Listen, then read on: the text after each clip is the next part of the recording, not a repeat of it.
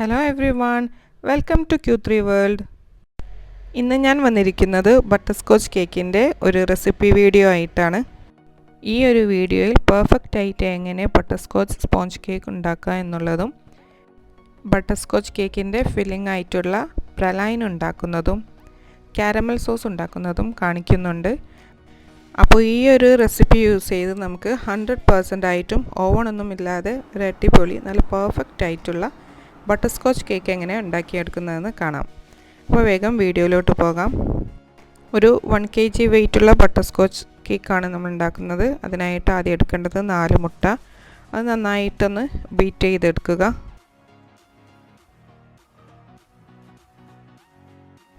കുറച്ചൊന്ന് ബീറ്റായി കഴിഞ്ഞതിന് ശേഷം നമുക്ക് ഒരു കപ്പിൽ കുറച്ച് കുറവ് പഞ്ചസാര ഇട്ട് കൊടുക്കുകയാണ്. കുറേശ്ശെ ആയിട്ട് പഞ്ചസാര ഇട്ട് കൊടുക്കാം. പഞ്ചസാര പൊടിക്കേണ്ട ആവശ്യമൊന്നുമില്ല. ഇതേപോലെ കുറച്ച് ഇട്ട് കൊടുക്കാം. അതും നന്നായിട്ട് ബീറ്റായി വരുമ്പോൾ നമുക്കൊരു സ്പൂൺ വാനില എസൻസ് ഒഴിക്കേണ്ടതുണ്ട്. ഒരു സ്പൂൺ വാനില എസൻസ് കൂടി ഒഴിച്ച് നന്നായിട്ട് ബീറ്റ് ചെയ്യുക.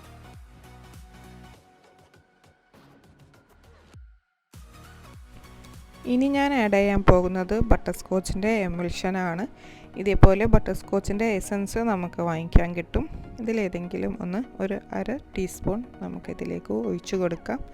ആ ബട്ടർസ്കോച്ചിന് നല്ലൊരു ഫ്ലേവറും കേക്കിനൊരു ബട്ടർസ്കോച്ചിൻ്റെ ഒരു ലൈറ്റ് യെല്ലോ കളർ കിട്ടാൻ വേണ്ടിയിട്ടാണ് ഇങ്ങനെ ചെയ്യുന്നത്.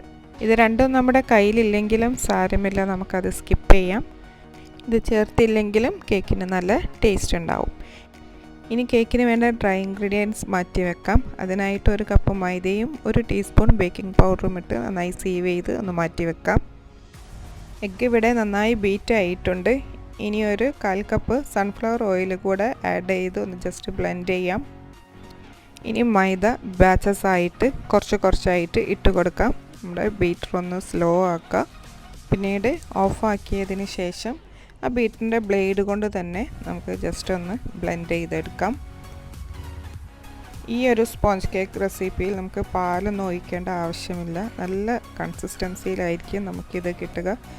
നിങ്ങളിതെന്തായാലും ഒന്ന് ട്രൈ ചെയ്ത് നോക്കിയിട്ട് ഒന്ന് കമൻറ്റ് ബോക്സിൽ അറിയിക്കണം. നല്ല സ്മൂത്ത് കൺസിസ്റ്റൻസി ആയിട്ടുള്ള ഒരു ബാറ്റർ ഇവിടെ കിട്ടിയിട്ടുണ്ട്. നമുക്കിത് ഓവണിലല്ല, ഒരു സ്റ്റൗ ടോപ്പിലാണ് ഞാനിത് ബേക്ക് ചെയ്യുന്നത്. ഒരു 10 മിനിറ്റ് പ്രീഹീറ്റ് ചെയ്ത ഒരു ബിരിയാണി പോട്ടിലേക്കാണ് കേക്ക് ടിൻ ഇറക്കി വെച്ചത്. ഇതൊരു 35 മിനിറ്റ് എടുക്കും ഇത് ബേക്ക് ആവാൻ. ആ ഒരു സമയം കൊണ്ട് നമുക്ക് കേക്കിൻ്റെ ഫില്ലിങ്ങിനായിട്ടുള്ള ബട്ടർസ്കോച്ച് പ്രലൈനും കാരമൽ സോസും ഉണ്ടാക്കിയെടുക്കാം. പ്രലൈൻ ഉണ്ടാക്കാൻ വേണ്ടി ഞാനിവിടെ 1/4 കപ്പ് ബദാമാണ് എടുത്തിട്ടുള്ളത്. നമ്മുടെ കയ്യിലുള്ള ഏത് നട്ട്സ് വേണമെങ്കിലും യൂസ് ചെയ്യാം. കാഷ്യൂ നട്ട് യൂസ് ചെയ്യാം, പീനട്ട് യൂസ് ചെയ്യാം. പീനട്ട് യൂസ് ചെയ്യുമ്പോൾ അതിൻ്റെ തൊലി കളഞ്ഞിട്ടുള്ള കടലയായിരിക്കണം നമ്മൾ യൂസ് ചെയ്യേണ്ടത്. അല്ലെങ്കിൽ മിക്സ്ഡ് ആയിട്ടുള്ള നട്ട്സ് വേണമെങ്കിലും യൂസ് ചെയ്യാം. കുറച്ച് നേരം ഇതേപോലെ റോസ്റ്റ് ചെയ്ത് നമുക്കൊരു പാത്രത്തിലേക്ക് മാറ്റി കൊടുക്കാം. ഒന്ന് ജസ്റ്റ് ചൂടായാൽ മതി, കരിഞ്ഞു പോവരുത്. ഇതൊന്ന് മാറ്റി വെക്കാം. ഇനി ആ പാനിൽ തന്നെ ഒരു 1/2 കപ്പ് പഞ്ചസാര ഇട്ട് കാരമലൈസ് ചെയ്യണം. അപ്പോൾ ആദ്യം 1/2 കപ്പ് പഞ്ചസാര ഇട്ട് ഒന്ന് എല്ലാ സ്ഥലത്തേക്കും ഒന്ന് സ്പ്രെഡാക്കി കൊടുത്ത് ഒന്നും ചെയ്യാതെ ഇളക്കിയൊന്നും കൊടുക്കാതെ ജസ്റ്റ് കുറച്ച് നേരം വെയിറ്റ് ചെയ്യാൻ വെക്കാം. ഗ്യാസിൻ്റെ ഫ്ലെയിം എപ്പോഴും ലോ ടു മീഡിയത്തിൽ അങ്ങനെ അഡ്ജസ്റ്റ് ചെയ്ത് മാറ്റിക്കൊണ്ടിരിക്കണം. ഇത് കരിഞ്ഞു പോവരുത്. കരിഞ്ഞാൽ നമ്മുടെ കേക്കിൻ്റെ തന്നെ ടേസ്റ്റ് മൊത്തം മാറും. അപ്പോൾ വളരെ ശ്രദ്ധിച്ച് ഒന്ന് ചെറുതായിട്ട് പോയതാ ഇവിടെ ഒന്ന് മെൽറ്റായി വരുന്നുണ്ട്. അങ്ങനെ മെൽറ്റായി തുടങ്ങിയാൽ നമുക്കൊന്നിങ്ങനെ ഇളക്കി കൊടുക്കാം. ഇതേപോലത്തെ ഒരു നോൺ സ്റ്റിക്ക് പാനും ഒരു സിലിക്കൺ സ്പാറ്റിലയും യൂസ് ചെയ്യുമ്പോൾ നമുക്കൊട്ടും വേസ്റ്റേജ് ഇല്ലാതെ വളരെ ഈസി ആയിട്ട് ചെയ്യാനായിട്ട് പറ്റും.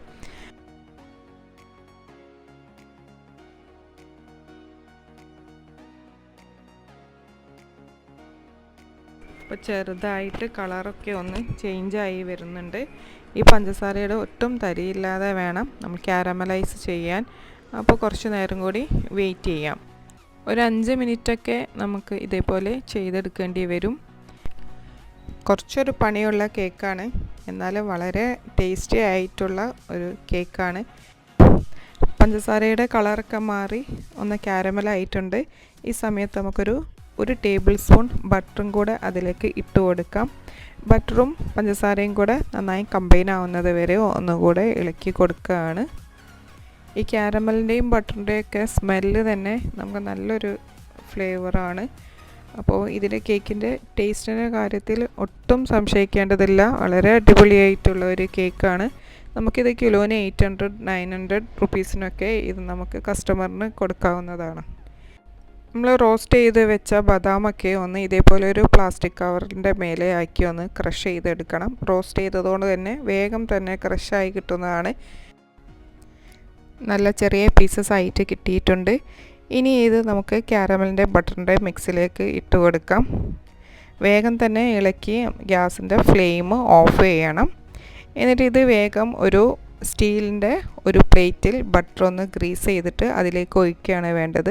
സ്റ്റീലിൻ്റെ പ്ലേറ്റ് തന്നെ എടുക്കണം. നമ്മൾ പൊട്ടിപ്പോകുന്ന പ്ലേറ്റൊന്നും ഇതിന് വേണ്ടിയിട്ട് എടുക്കരുത്.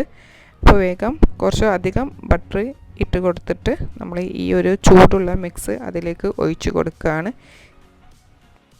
നമ്മൾ പെട്ടെന്ന് തന്നെ ഇത് വേഗം പ്ലേറ്റിലേക്ക് ട്രാൻസ്ഫർ ചെയ്യണം. ചൂട് തണിഞ്ഞാൽ ആ ഒരു പാനിൽ വെച്ചിട്ട് തന്നെ ഇത് സെറ്റായി പോകും.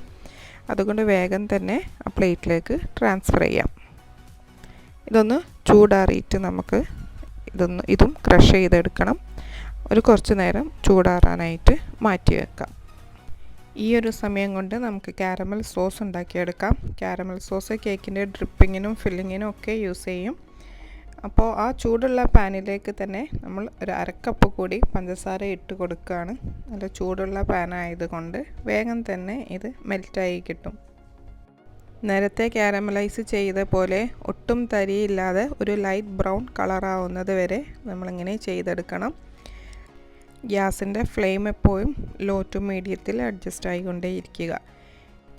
നല്ലവണ്ണം സ്മൂത്തായിട്ട് കിട്ടുന്നത് വരെ നന്നായിട്ട് ഇളക്കിക്കൊണ്ടേയിരിക്കണം. പെട്ടെന്ന് തന്നെ മെൽറ്റായി കിട്ടിയിട്ടുണ്ട്. ഇനി നമുക്ക് ഈ സമയത്ത് ഒരു ടേബിൾ സ്പൂൺ ബട്ടർ ആഡ് ചെയ്യുകയാണ്. ബട്ടറും കൂടെ ആഡ് ചെയ്ത് നന്നായിട്ടൊന്ന് ബ്ലെൻഡാക്കി കൊടുക്കുക. ബട്ടറും പഞ്ചസാരയൊക്കെ നന്നായിട്ട് കമ്പൈൻ ആയിട്ടുണ്ട്. ഇനി നമുക്ക് ചേർക്കാനുള്ളത് ഒരു 1/4 കപ്പ് ഫ്രഷ് ക്രീമാണ്. ഫ്രഷ് ക്രീം ഇല്ലെങ്കിൽ വിപ്പിംഗ് ക്രീം ആയാലും മതി. നന്നായിട്ട് യോജിപ്പിക്കുക. ഈ ഒരു ക്രീം ഒഴിക്കുന്ന സമയത്ത് നമ്മുടെ മിക്സ്ചറൊക്കെ ഒന്ന് പിരിഞ്ഞു പോയി വെള്ളം വിട്ട് നിൽക്കുന്ന പോലെയൊക്കെ തോന്നും. പക്ഷേ അതൊന്നും സാരമില്ല. നന്നായി ഇളക്കി കൊടുക്കുമ്പോൾ ഇതെല്ലാം കൂടെ നന്നായിട്ട് യോജിച്ച് നമ്മൾ ഉദ്ദേശിച്ച നല്ലൊരു കളറിലുള്ള നല്ല ടേസ്റ്റി ആയിട്ടുള്ള ക്യാരമൽ കിട്ടും. അപ്പോൾ നമുക്ക് അങ്ങനെ കട്ട പിടിച്ചതൊക്കെ നന്നായിട്ടൊന്ന് ഒടിച്ചു കൊടുത്ത് നന്നായിട്ട് ഇളക്കി ഇതേപോലുള്ള സ്പാറ്റുല യൂസ് ചെയ്യുമ്പോൾ ഉള്ള ഗുണം അതാണ്. നമുക്ക് വേഗം പെട്ടെന്ന് തന്നെ ഉടച്ചു കൊടുക്കാം. സ്പൂണാകുമ്പോൾ നമുക്ക് സ്പൂണിലേക്ക് തന്നെ അത് പറ്റിപ്പിടിക്കാനുള്ള ചാൻസ് ഉണ്ട്. അപ്പോൾ നന്നായി ഇളക്കി കൊടുത്തിട്ടുണ്ട്. ഇതാ ഇപ്പോൾ കണ്ടില്ല, കളറൊക്കെ ചേഞ്ചായി നല്ല ഒരു ക്യാരമൽ സോസ് ഇവിടെ റെഡി ആയിട്ടുണ്ട്. ചൂടൊക്കെ തണിയും തോറും ഇത് തിക്കായി വരും. അതുകൊണ്ട് ഈ ഒരു കൺസിസ്റ്റൻസിയിലെത്തിയാൽ ഗ്യാസ് ഓഫ് ചെയ്യാം. ഇനി നമ്മൾ തയ്യാറാക്കി വെച്ച പ്രലൈനിൻ്റെ ആ ഒരു മിക്സ് നമ്മൾ ആ ഒരു സെയിം കവറിലേക്ക് വീണ്ടും ഇട്ട് കൊടുക്കുകയാണ്. ഇത് പൊട്ടിച്ചെടുക്കണം. അപ്പോൾ ഒരു സ്റ്റീൽ പ്ലേറ്റിൽ നമ്മൾ കത്തി വെച്ചിട്ടാണ് ഞാനിത് അടർത്തി കൊടുത്തത്. അപ്പോൾ സ്റ്റീൽ പ്ലേറ്റ് ആയതുകൊണ്ട് നമുക്കങ്ങനെ കത്തി യൂസ് ചെയ്യുകൊണ്ട് കുഴപ്പമില്ല. ഇനി അതേപോലെ നമ്മൾ നേരത്തെ ബദാം ക്രഷ് ചെയ്ത പോലെ ഈ ഒരു മിക്സും നന്നായിട്ട് ക്രഷ് ചെയ്ത് മാറ്റി വെക്കാം. ഇതിനെയാണ് നമ്മൾ ബട്ടർസ്കോച്ച് പ്രലൈൻ എന്ന് പറയുന്നത്. ഇത് നമ്മുടെ കേക്കിൻ്റെ ഫില്ലിങ്ങിനും കേക്കിൻ്റെ സൈഡിലും കേക്ക് ഡെക്കറേഷൻ ചെയ്യാനൊക്കെ യൂസ് ചെയ്യും. ഇത് വളരെ ടേസ്റ്റിയാണ്. വെറുതെ കഴിക്കാൻ തന്നെ നല്ലൊരു ടേസ്റ്റിയാണ്. ഇനി നമുക്കിത് ഫില്ലിങ്ങിനായിട്ട് മാറ്റി വെക്കാം. ഈ ഒരു സമയം കൊണ്ട് നമ്മുടെ കേക്ക് ഇവിടെ റെഡി ആയിട്ടുണ്ട്. നന്നായി പൊങ്ങി വന്നിട്ടുണ്ട്. കുറച്ച് സമയം ഒന്ന് ചൂടാറാനായിട്ട് വെക്കുന്നുണ്ട്. എന്നിട്ട് 3 ലെയറായിട്ട് കട്ട് ചെയ്യുകയാണ്. ഇനി നമുക്ക് കേക്കിന് വേണ്ട ക്രീം ബീറ്റ് ചെയ്യാം. അതിനായിട്ട് 1/2 കപ്പ് വിപ്പിംഗ് ക്രീമാണ് എടുത്തിട്ടുള്ളത്. ഒരു 5 മിനിറ്റോളം 5 മുതൽ ഒരു 7 മിനിറ്റോളം നന്നായി ബീറ്റ് ചെയ്തിട്ട് നമ്മൾ നേരത്തെ യൂസ് ചെയ്ത ബട്ടർസ്കോച്ചിൻ്റെ എമൽഷൻ ഒരു 1/2 ടീസ്പൂൺ കൂടെ ആഡ് ചെയ്യുകയാണ്.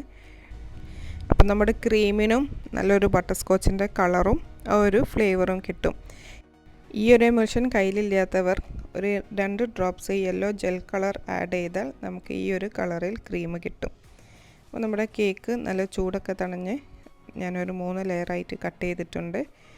ഞാനൊരു 10 ഇഞ്ചിൻ്റെ കേക്ക് ബേസ് ബോർഡാണ് എടുത്തിട്ടുള്ളത്. അതിലേക്ക് നമ്മൾ എല്ലാ കേക്കും ചെയ്യുന്നത് പോലെ ഓരോരോ ലെയറും വെച്ച് കൊടുത്ത് ക്രീമും അപ്ലൈ ചെയ്യുകയാണ്. പിന്നീട് കുറച്ചൊരു 2 ടീസ്പൂൺ കാരമൽ സോസും നമ്മുടെ പ്രലൈൻ ഫില്ലിങ്ങും കൂടെ ഇട്ട് കൊടുക്കുക. അങ്ങനെ എല്ലാ ലെയറും അങ്ങനെ ചെയ്ത് കൊടുക്കുക. ഇതൊന്നും ഡീറ്റെയിൽ ആയിട്ട് ചെയ്യേണ്ട ആവശ്യമില്ലെന്ന് തോന്നുന്നു, എല്ലാവർക്കും ഇതൊക്കെ അറിയാവുന്നതായിരിക്കും. അപ്പം ഞാൻ അതുകൊണ്ടാണ് വളരെ പെട്ടെന്ന് ഇത് ചെയ്ത് കാണിക്കുന്നത്. നമ്മുടെ എല്ലാ ഫില്ലിങ്ങിലും 2 ഫില്ലിങ്ങിലും കാരമൽ സോസും പ്രലൈനും ഇട്ട് കൊടുക്കുക. നമ്മൾ സാധാ ഷുഗർ സിറപ്പ് തന്നെയാണ് ഇതിന് ആഡ് ചെയ്യുന്നത്. 1 കപ്പ് വെള്ളത്തിലേക്ക് 1/4 കപ്പ് പഞ്ചസാര തിളപ്പിച്ചാണ് ഷുഗർ സിറപ്പ് ഉണ്ടാക്കുന്നത്.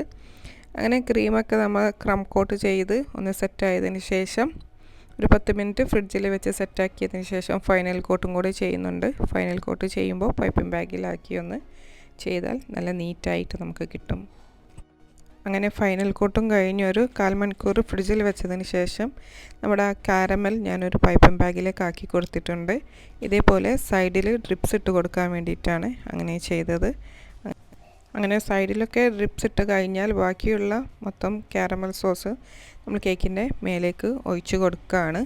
അങ്ങനെ ഒഴിച്ച് കൊടുത്ത് നമ്മളൊരു സ്പാറ്റില വെച്ചൊരു നന്നായിട്ട് എല്ലാ ഭാഗത്തേക്കും സ്പ്രെഡ് ചെയ്ത് കൊടുക്കുക. ഇതേപോലെ ഒരു സ്പൈരൽ ഉണ്ടാക്കി കൊടുത്താൽ ഒരു നല്ല ഫിനിഷിങ്ങിൽ അങ്ങനെ നിന്നോളും. ബാക്കിയുള്ള ക്രീം ഞാനൊരു സ്റ്റാർ നോസിലിട്ടൊരു പൈപ്പിംഗ് ബാഗിലേക്കാക്കി ഇതേപോലെ കുറച്ച് റോസറ്റ്സ് വരച്ച് കൊടുക്കുന്നുണ്ട്. ഡിസൈനൊക്കെ നിങ്ങളുടെ ഇഷ്ടം പോലെ ചെയ്യുക. ടേസ്റ്റിൻ്റെ കാര്യത്തിൽ ഒട്ടും പിറകിലില്ലാത്ത ഒരു അടിപൊളി ടേസ്റ്റുള്ള ഒരു കേക്കാണിത്. ബാക്കി വരുന്ന കുറച്ച് പ്രലൈനൊക്കെ സൈഡിലൊക്കെ ഇട്ട് കൊടുത്തിട്ടുണ്ട്. നമുക്ക് സമയമുണ്ടെങ്കിൽ ഇതൊരു ഓവർനൈറ്റെങ്കിലും ഫ്രിഡ്ജിൽ വെച്ച് കഴിക്കണം, എന്നാലേ അതിൻ്റെ കറക്റ്റ് ടേസ്റ്റ് നമുക്ക് കിട്ടുള്ളൂ. നിങ്ങളൊരു ഹോം ബേക്കർ ആണെങ്കിൽ ഈ ഒരു കേക്ക് ഒരു പ്രാവശ്യം ഉണ്ടാക്കി കൊടുത്താൽ തീർച്ചയായും വീണ്ടും ഇതിൻ്റെ ഓർഡർ നിങ്ങൾക്ക് കിട്ടും. ഈ ഒരു വീഡിയോ നിങ്ങൾക്ക് ഇഷ്ടമായിട്ടുണ്ടെങ്കിൽ ഒന്ന് ലൈക്ക് ചെയ്യുക. എന്തെങ്കിലും ഡൗട്ട്സ് ഉണ്ടെങ്കിൽ കമൻറ്റ് ബോക്സിൽ ടൈപ്പ് ചെയ്താൽ മതി. ഈ ചാനൽ ആദ്യമായി കാണുന്നവരാണെങ്കിൽ ഒന്ന് സബ്സ്ക്രൈബ് ചെയ്ത് സപ്പോർട്ട് ചെയ്യണമെന്ന് റിക്വസ്റ്റ് ചെയ്യുന്നു. അപ്പോൾ നല്ലൊരു വീഡിയോയുമായി വീണ്ടും കാണാം. Thank you for watching.